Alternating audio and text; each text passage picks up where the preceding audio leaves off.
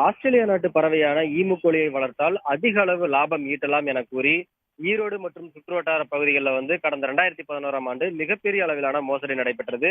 இதனை நம்பி தமிழகம் மட்டுமல்லாமல் அண்டை மாநிலமாக இருக்கக்கூடிய கேரளா, ஆந்திரா உள்ளிட்ட பல்வேறு மாநிலங்களிலிருந்தும் ஏராளமான பொதுமக்கள் முதலீடு செய்திருந்தார்கள்.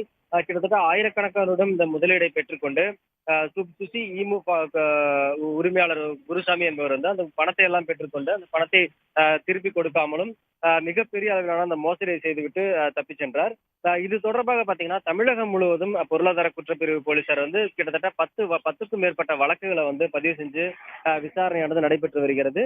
இதுலதான் சேலம் மாவட்டத்துல பாத்தீங்கன்னா 385 பேரிடம் இந்த ஈமு கோழிகள் முதலீடு செய்தால் அதிக லாபம் ஈட்டலாம் என கூறி பணம் மோசடி செய்த வழக்கு நடைபெற்று வந்த நிலையில அந்த வழக்கானது கோவை முதலீட்டாளர் நல பாதுகாப்பு நீதிமன்றத்தில் நடைபெற்று வந்தது. இந்த வழக்கில் தீர்ப்பானது தற்போது வழங்கப்பட்டிருக்கிறது. இந்த வழக்கில் அதாவது சுசி ஈமு கோழி அந்த உரிமையாளர் குருசாமிக்கு 10 ஆண்டுகள் சிறை தண்டனையானது தற்போது வழங்கப்பட்டிருக்கிறது.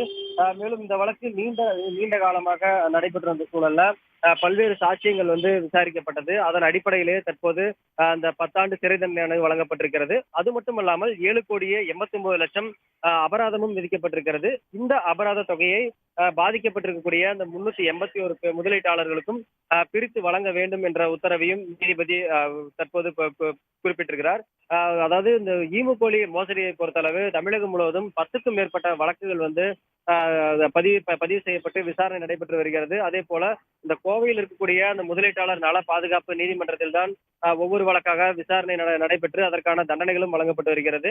இந்த அடிப்படையில் தான் சேலம் மாவட்டத்தில் பாதிக்கப்பட்டவர்கள் கொடுத்த அந்த புகார் அடிப்படையில் பதிவு செய்யப்பட்ட வழக்கின் விசாரணை நிறைவடைந்து அதில் அந்த சுசி ஈமு கோழி அந்த உரிமையாளருக்கு குருசாமிக்கு 10 ஆண்டுகள் சிறை தண்டனையும் 7,89,00,000 அபராதமும் தற்போது விதிக்கப்பட்டிருக்கிறது.